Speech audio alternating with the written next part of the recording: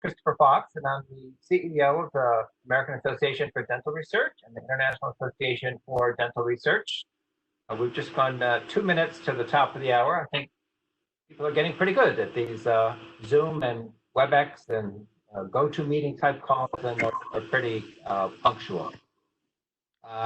We're here to discuss the new program funded by NIDCR that AADR is the recipient of a grant that we're now calling AADR Mind the Future.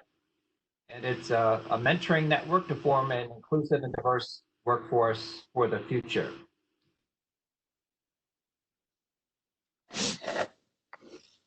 The program today, we have on the line myself, George Taylor, Lynn King, Effie Anadu, and David Drake.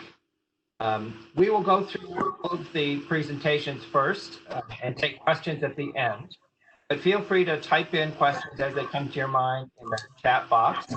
We have AADR staff, Sherry Heron and Christopher Flo, monitoring the chat box, and we'll make sure that we address any questions that we address with later presentations. So again, thank you all for joining us. We're very excited about this program. We have a very brief presentation so we can get to Q&A.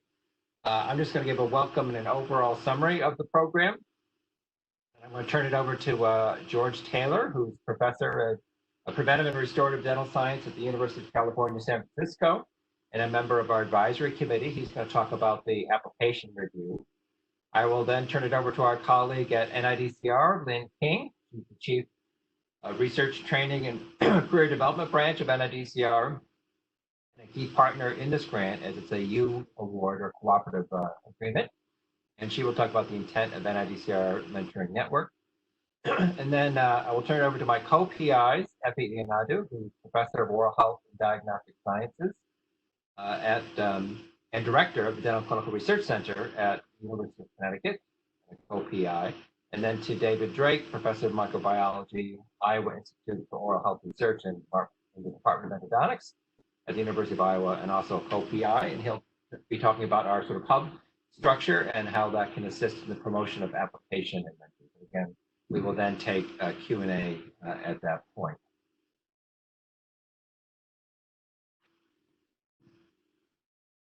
So the PIs of this program are, this grant rather, are myself, David Drake, and Effie Anadu, and our key NIDCR program partner is Lynn King.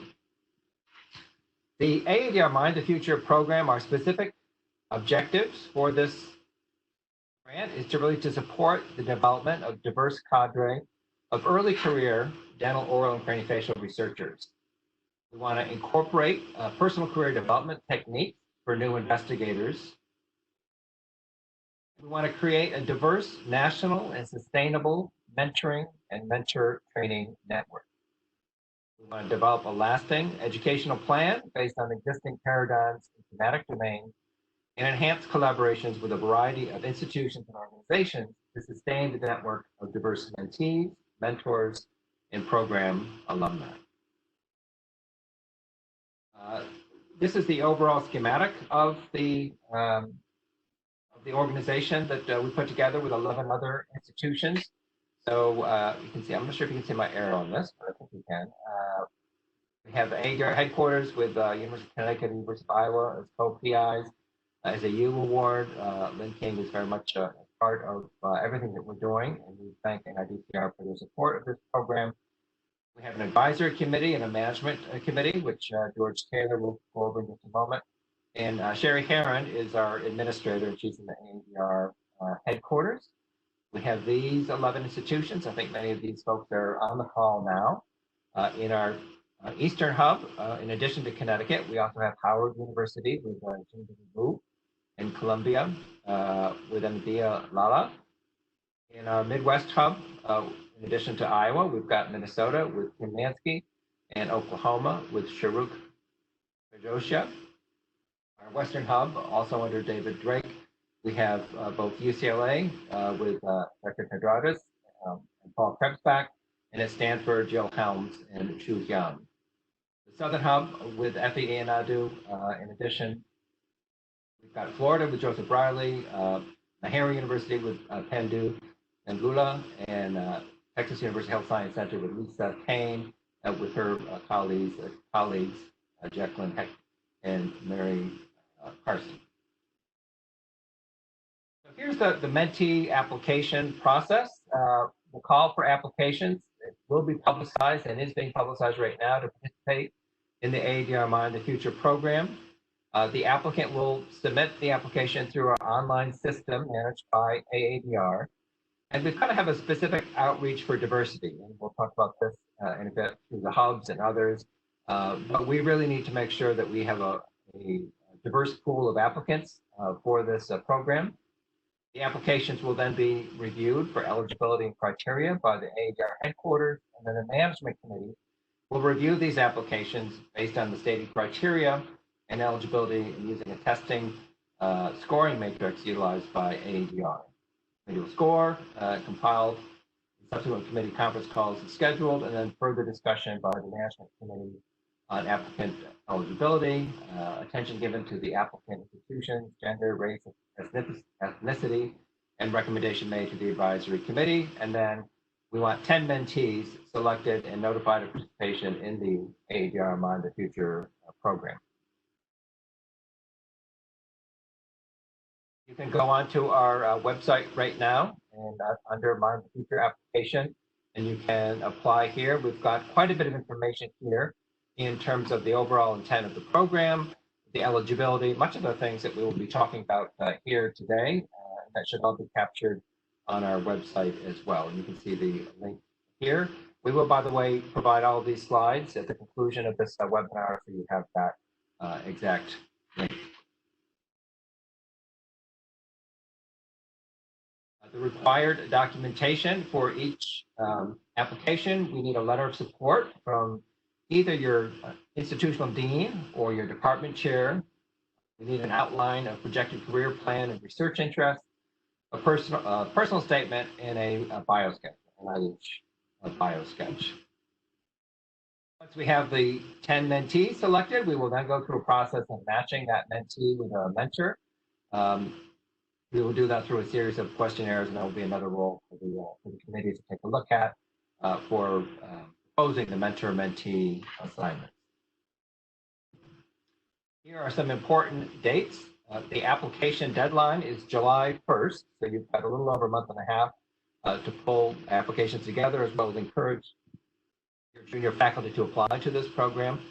For the month of July, the review committee will be looking at all of the applications, and then in August, through August, we'll be making those mentee mentor matches, and then the educational program, which Dr. Ianadu and Drake will be talking about, will start September 1st. That is the conclusion of my presentation, and I will turn the controls over to George Taylor, who will give the next presentation. Thank you, Chris. I'm going to now share my slides. Just give me a couple of seconds and share my screen. And go to slide presentation from the beginning. There we are. So I want to make sure everybody's seeing my slides now. I'm going to move Chris's picture out of the way so I can see my slides. Thank you, Chris. I'm very happy and excited to share parts of the process with you all. Chris has given an outline of the process, and I'm going to go into just a bit more detail.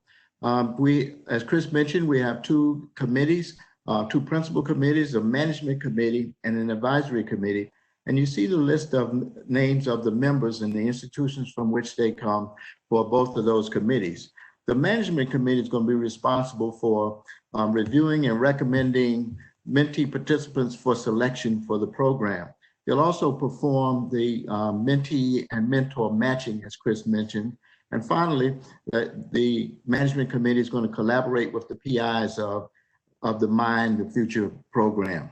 And the advisory committee is going to have responsibilities that include final approval of participants selected by the management committee, also central oversight and evaluation of the Mind the Future program.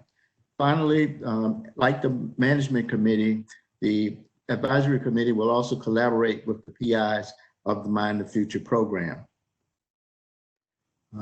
Let's see.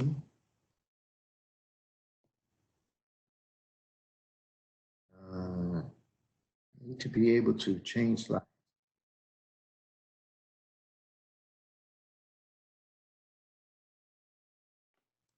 George, make sure you're actually on your presentation. When you hit page down, you must be on another screen or another There part. we are. I got it. Thank you, Chris. I want to talk a little bit about, I'm glad your picture showed back up. I'm going to move it back here for a minute. Right at the right time. Now, I'd like to talk a little bit about the requirements that you see on this slide. The participants who apply must be early career faculty or investigators at a postdoctoral or junior faculty level. They can be housed in academic or research institutions, and then be those who wish to advance their careers in dental, oral, and craniofacial health research. Also, they must express a willingness and ability to commit to at least 1 year of programmed activities and travel related to the mentoring network program. Those are the general requirements. And we'll take another look at evaluation and selection. So evaluation and selection will be initiated by the management committee.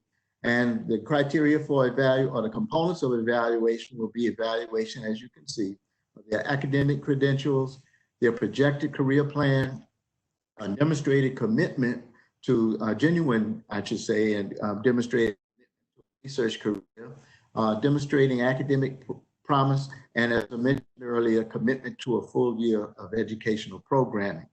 And in evaluating our candidates, we'll be looking at scoring that's based on the application components, as you see on the slide. And then Chris mentioned a scoring method with a range of 1 to 5 that's been used by AADR for other evaluation and selection activities. The management committee will review and discuss each of the applicants and then make recommendations to the advisory committee.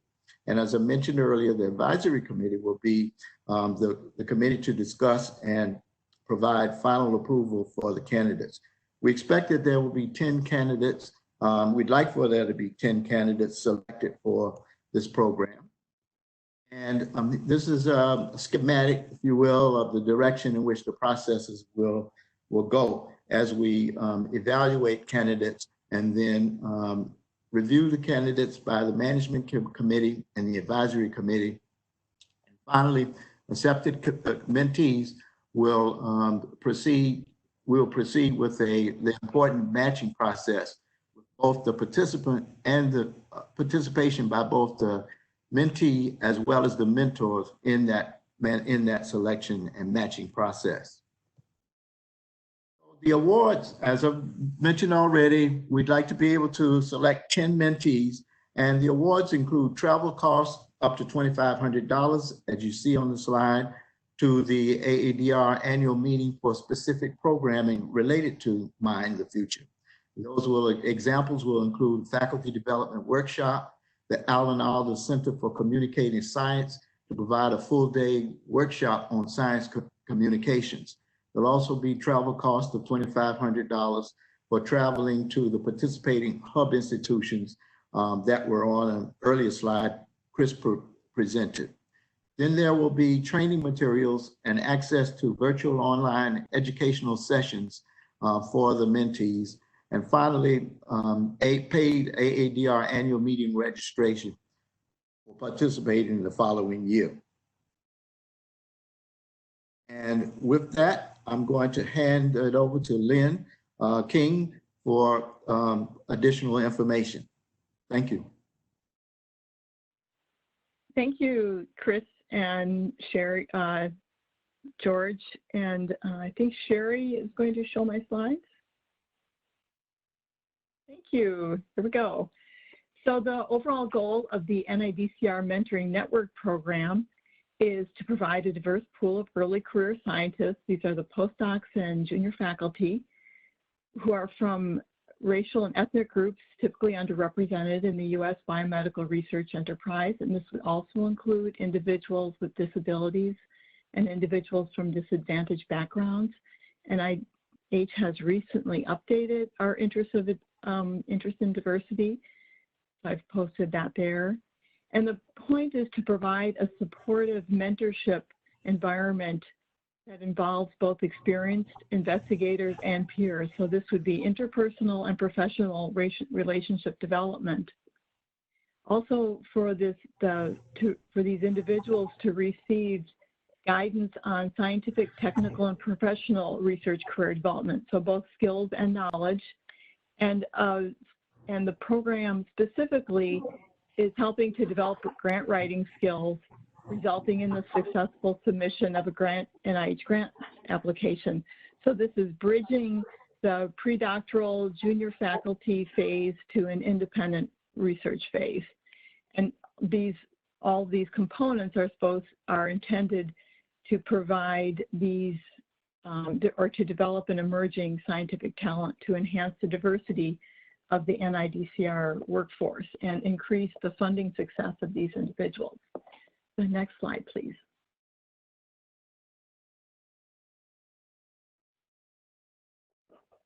Next slide.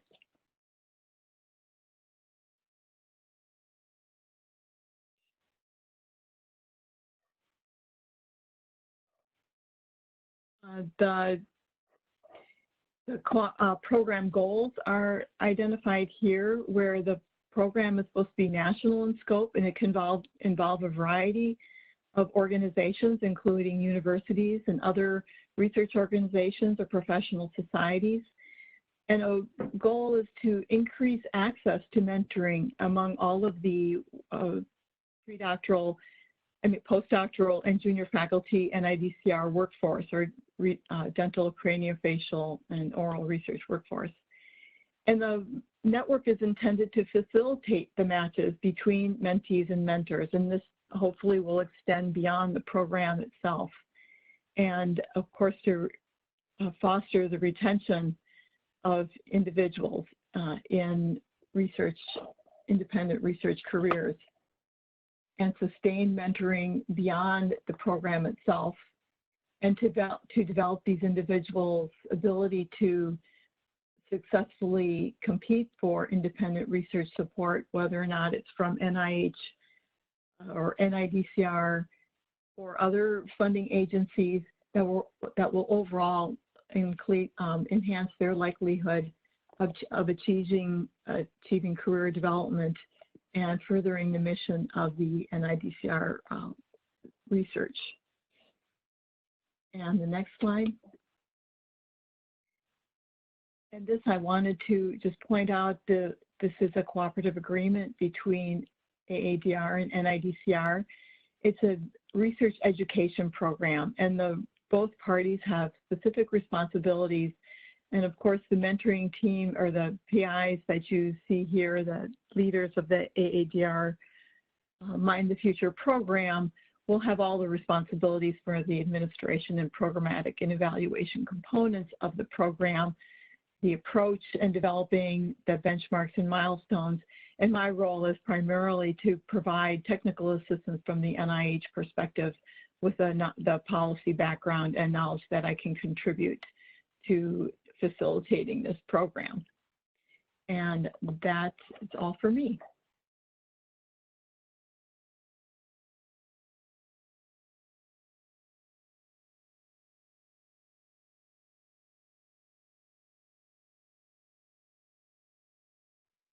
Kathy, you're up next. Give me a few seconds here.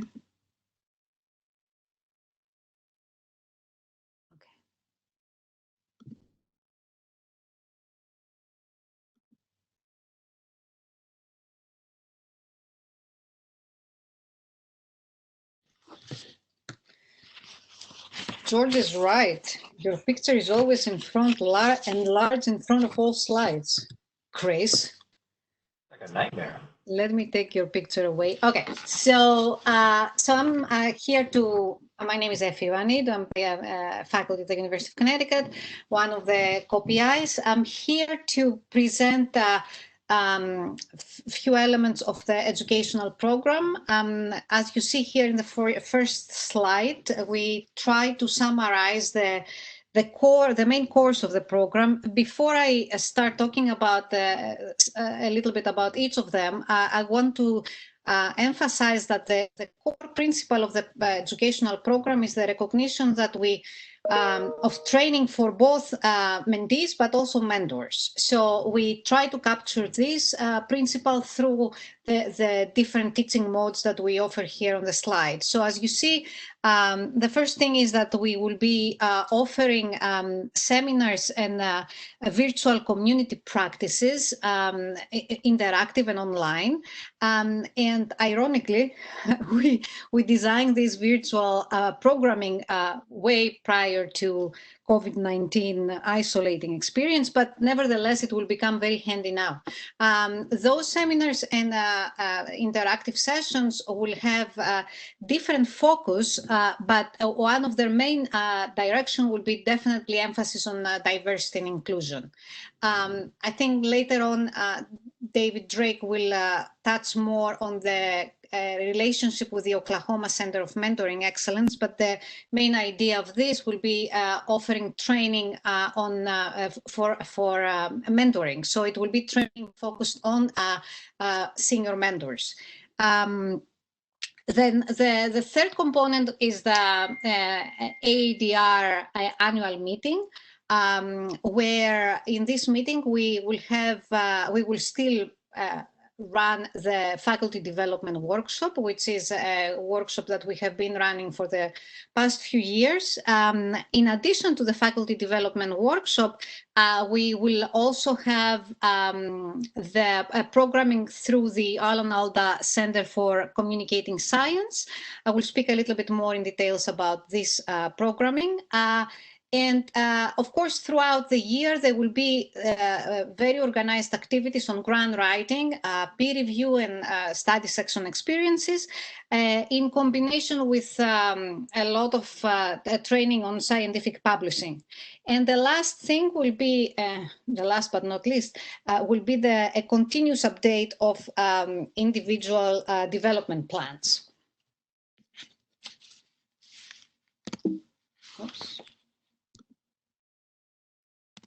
Okay, so over here you see a table that basically represents the thematic focus of the program. On the last column will show you the different teaching modes, which are the didactic, the network coaching, and the individual hands-on workshop interactive experiences.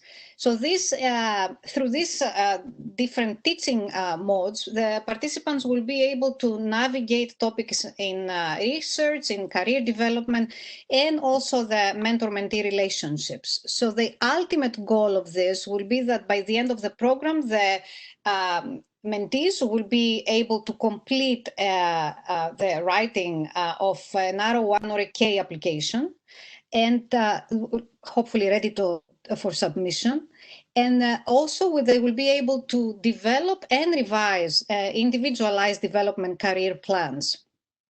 In addition to all this, of course, we will put emphasis on the transition from mentee to mentor position.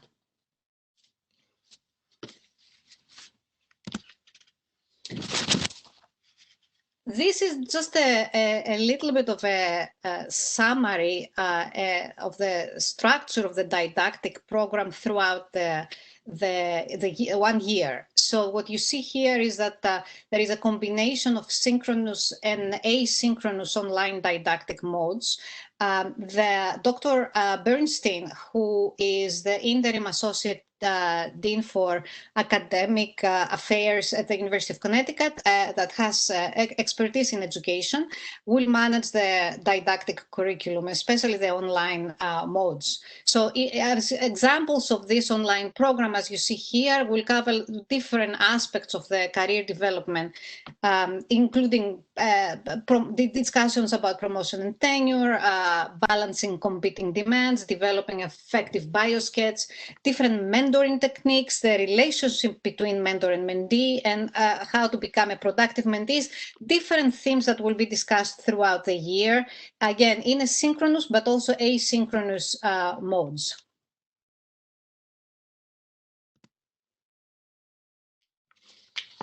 And this shows this table here.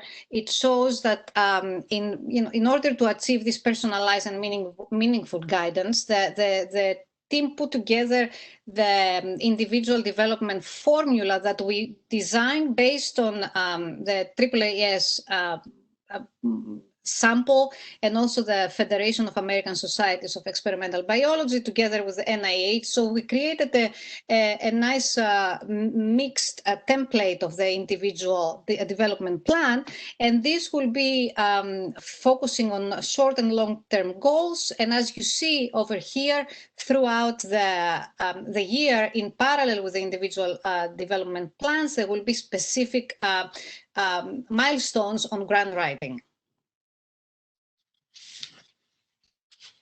And the last slide that I have is just a little bit of what exactly the Alan Alda Center for Communicating Science would do. We are inviting the instructors of the center for a full day of workshop that I think they call it the Essentials. And in this workshop, both mentors and mentee will be able to improve communication skills through improvisation. And this is the well-known Alan Alda method, apparently. So the goal of this workshop will be that the participants will be able to develop and transform their communication skills and try approaches that relate with the others and with the audience. So I think this will be a great experience. It seems like everybody that has tried this this training has been really impressed and transformed as a communicator. So we are looking forward to this. So I think now I can pass to David. Let me see how I can unshare this.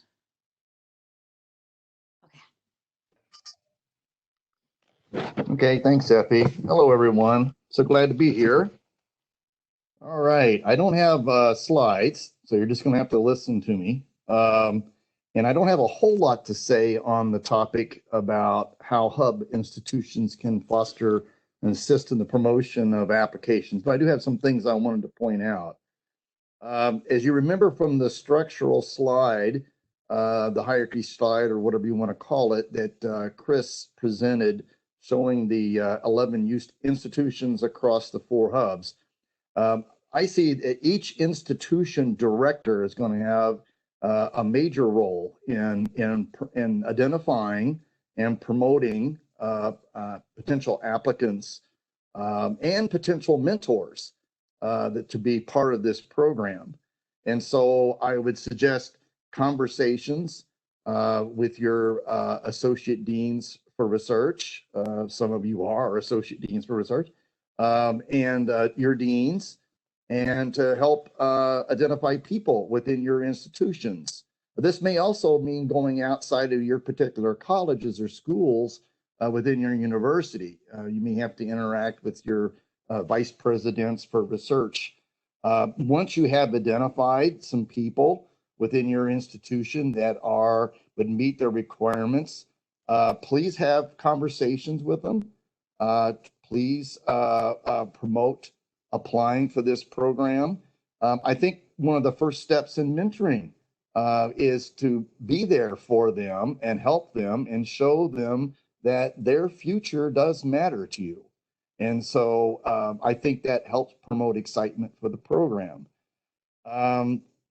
Obviously, all the institutional directors should be maintaining contact with the hub directors on the progress of identification of potential mentees and mentors, and then always asking us how we can help. There may be candidates that we all can identify from other institutions that are not within the 11 institutions within the hubs. And so we would want them to know that they are also welcome to try to apply for this program. So that really is all I have to say on how to foster and assist in the promotion of applications and mentors. I did want to make one other comment about a key point that Effie had brought out in the educational process, and that is grant writing. One of the things that I'm bringing as a grant writing coach through the National Research Mentoring Network, we will have a program established within this program, this UE5 program, where we work very diligently with mentees on grant writing. And also I wanted to make another plug for the mentoring training through Oklahoma. Great colleagues there. They have a fantastic program. So you can, even if you think you are a good mentor, you can learn a lot becoming even a better mentor. And so I think these are all highlights amongst all the other things that have been discussed within the program. So that is what I have to say. Great. Thank you, Dr. And now we'll turn it over to questions from everyone. And if you have a question, you can type it into the chat box. And let me just review the questions that have come through thus far. And the type is very small, so I hope I don't miss any here. Here's a question. Are postdocs who are currently sponsored by NIDCR eligible for this grant? And the answer to that is yes. And if you go to the website, and I'll just share my screen here for a moment. Let me get the list out of the way. Are you able to see this screen here? Eligibility? No. Okay, let's try that again.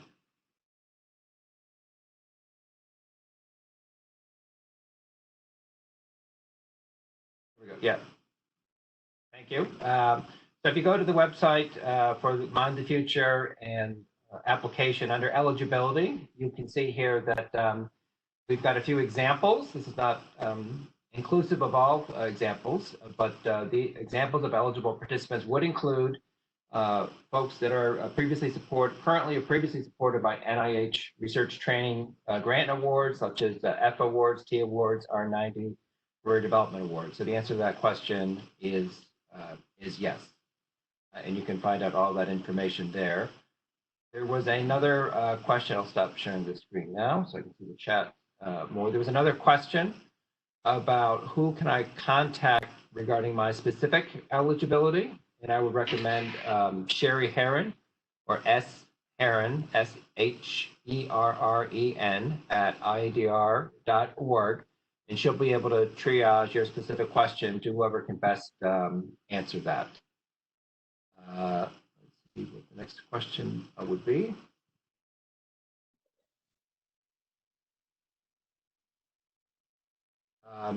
Here's a question. Will mentees be paired with a mentor in their regional hub? Also, how is your institution placed in a hub by state? Is there a list that is available to participants? So either Dr. Drake or Dr. Inadu, would you like to handle that question? Sure. Yeah, Dave, go ahead and then I can pitch in. Okay, all right. Let's see. I'm reading the question again. Okay, so ideally, obviously, we'd like mentees to be paired with a mentor right in their own institution. That would be ideal if they're going to be being mentored by them, but that's not an absolute requirement. I just lost the question. It zoomed down.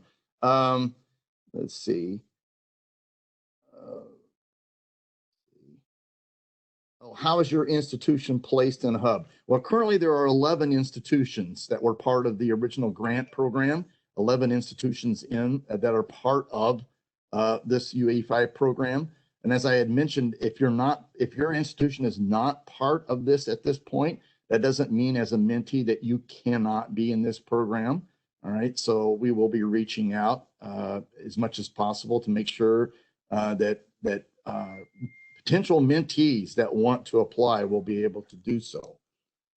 And is there a list that is available to applicants? The current 11 institutions were in that flow chart, and I think Chris mentioned that these slides will be made available, and so you could look at that.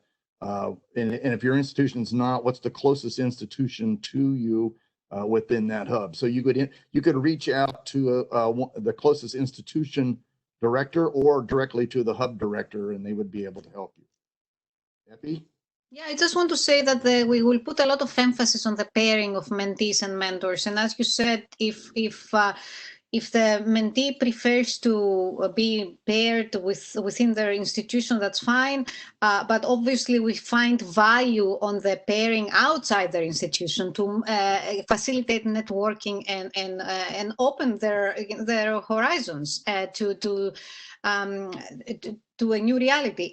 So the other thing is that I wanted to say is that once we propose the pair, obviously there should be a mutual agreement that both mentee and mentor will agree and they will be happy in this pairing. So that for no means we are not going to impose any pairing. So this is something that we have given a lot of thought, and the management advisory committee will be working hard on creating those nice pairs. And of course, criteria for the pairing will be the research focus, career stage, and so forth, gender, race. Again, it's very important for us to highlight diversity. So all these factors will be taken under consideration.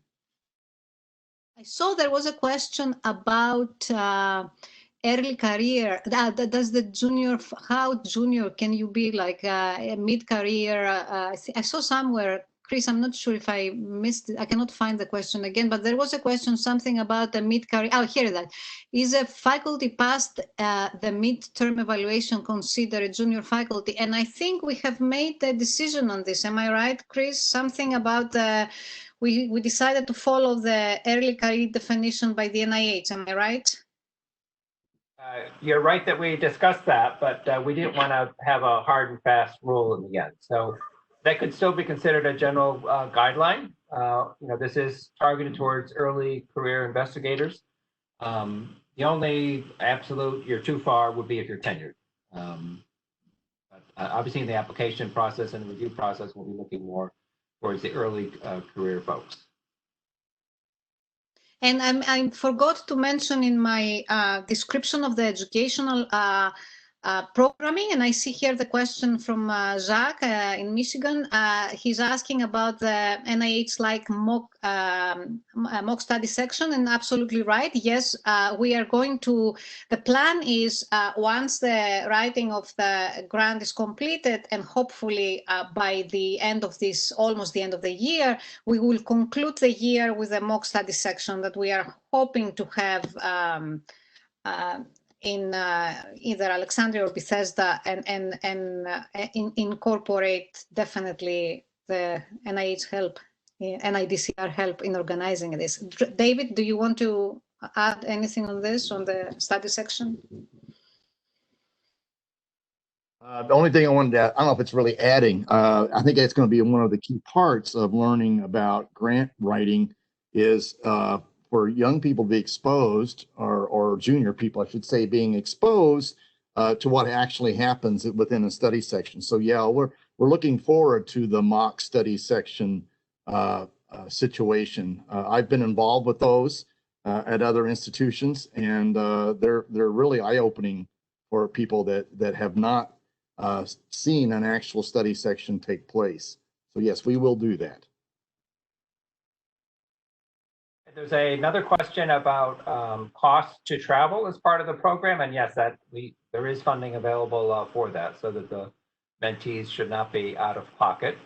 But Dr. Drake, while you're on the line there, we have another question regarding, could you elaborate on how this program will interface with extant NRM and the National Research Mentoring Network programs, how that's going to, given you overlap nicely with both of these, why don't you take that question?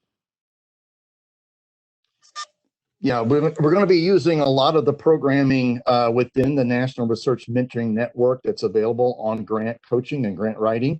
And so it will be an integration of their programs. I obviously have been in contact with the directors of the NRMN on this. And so we're still working out little fine details on this, but I think it'll be an exciting experience in terms of the grant coaching.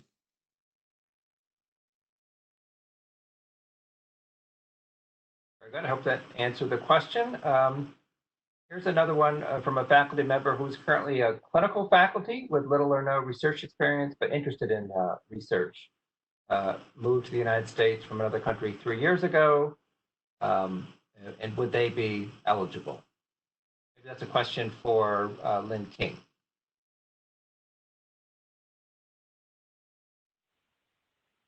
The program requires postdoctoral research experience, so it really is targeting individuals who are at the stage of being able to prepare a grant application for support.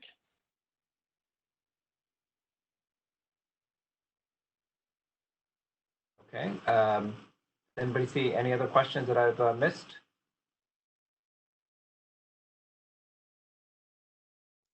Here's one. There's a quick. Is it 10 mentees for the entire years of the grant or 10 new mentees selected per year?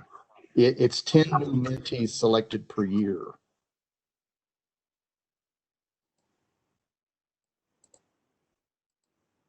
Okay, and somebody else has asked about sharing the link again for the application.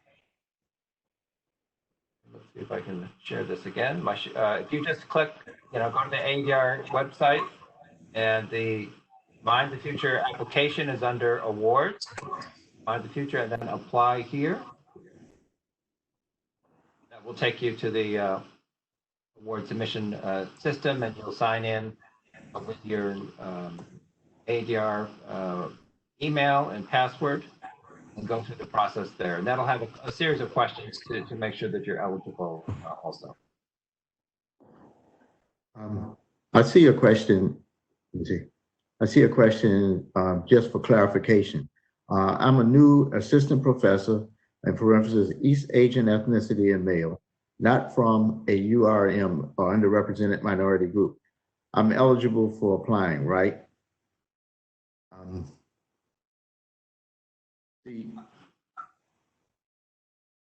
would say, Chris or Lynn, please jump in.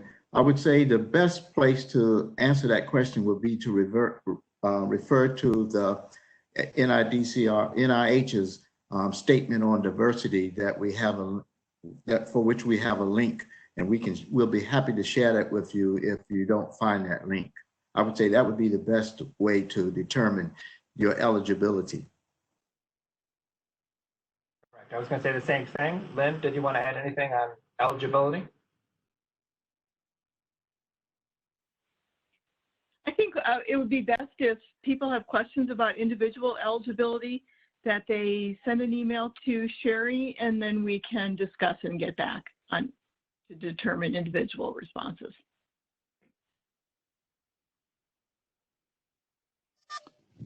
Chris, here's a question. Are non-tenured associate professors eligible? And I think I'm not going to answer this completely because I may get it wrong, but the key thing is as long as you're not tenured, but we'd have to take these obviously on a case-by-case basis. Is that correct? Correct, and it had research training or a postdoc that you're on that track. There's another question. Is the metric of success for participation and completion and submission of a K or R award? That certainly would be one metric. But what other evaluations of success are we going to be looking at?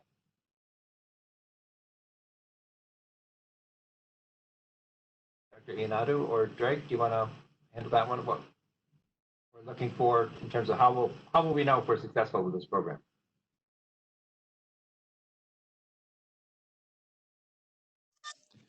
Well, I'm trying to remember what we actually described in terms of success, which we spent a lot of time in the grant doing that.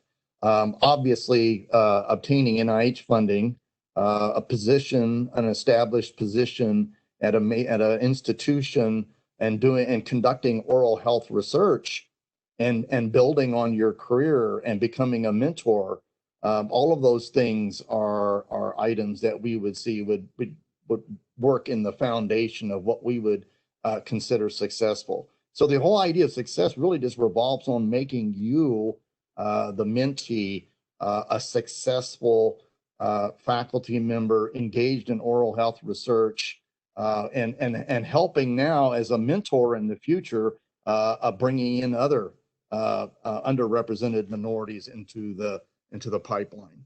So that to me that's what I'm thinking is how we wrote a lot of the components about success.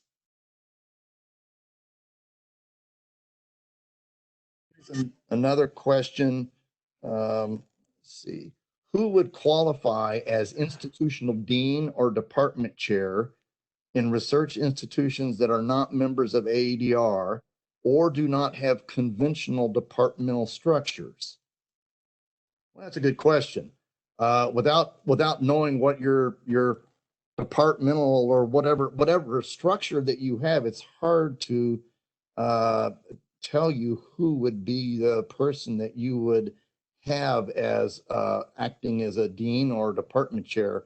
There has to be some sort of director or something, I would imagine, that's part of your institution that would be the kind of person that you would interact with. But again, if you would share with us the structure that you're working under, then we might be able to better answer that question.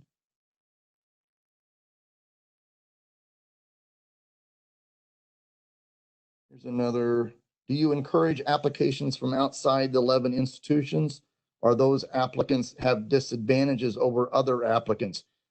Yes, we encourage applications outside, and no, they don't have disadvantages. We're not going to, if you're not part of a hub, you're not going to be considered. No, not hardly. That's kind of contrary to what the whole mission of this is about. So please. We want to cast a wide net. Absolutely.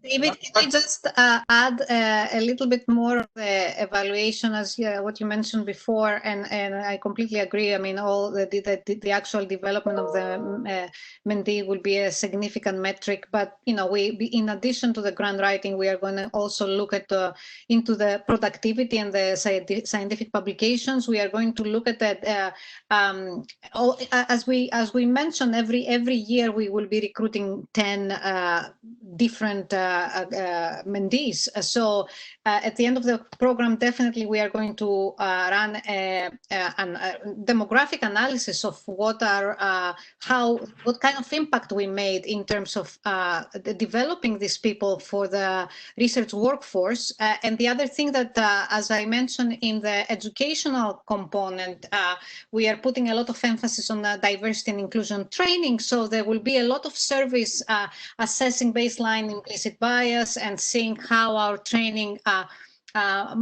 transforms views and beliefs of both the groups of mentors and mentees. So there will be a lot of interactive processes, and we will try to, at the end of every year, kind of evaluate the program's impact. And of course, that's why we have the management and the advisory committee, so they offer outside the PIs independent evaluation of the program.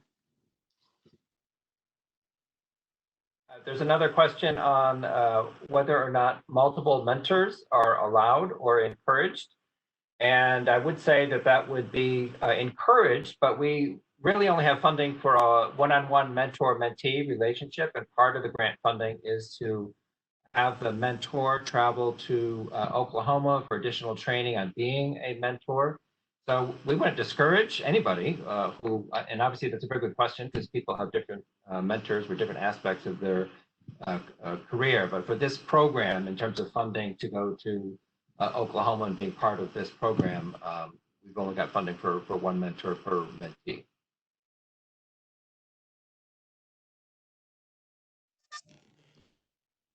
There's another question up here. Let's see. Any idea how much institutional support dollars is needed beyond time commitment? Just AADR and travel to hub or other expenses. Yes, and that's why we have to partner with your institution.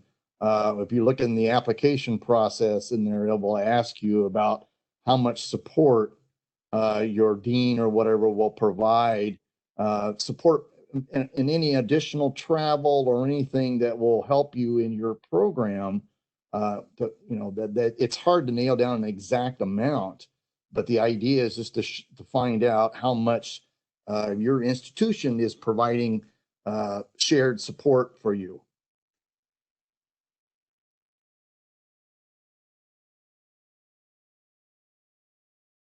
Very good. I think, did we capture all the questions? Yes. Sherry's saying we got them all. So again, if you have specific questions about your individual situation, email Sherry Herron, sherron @iadr.org, SHERREN @iadr.org, and she can triage your specific questions to one of the PIs. We will post the slides. I think we have everybody's email address that signed up for this webinar, so we can email that to them. Is that correct, Sherry? And I assume we can have these slides posted Correct. on the website as well. Sherry said correct, so I am correct. I always have to get confirmation. So again, thank you all for joining us. Please help us get the word out. We're not a huge community, and when you take a community that's not huge to begin with and then have a specific aim of increasing the diversity and inclusion of your scientific workforce, we really have to pound the carpets here to get this word out. So please help us in that regard. In addition to this webinar, we're reaching out to our various professional associations like the NDA and the HDA, our minority institutions as well, and trying to get this word out as fast and as quickly as possible, because the applications are due in a month and a half or so. So I appreciate everybody's time. Thank you very much, and look forward to all of your support in making this a success. And thank you in particular to Len King and NIDCR for making all this possible. Enjoy the rest of your afternoon. Thank you. Thank you.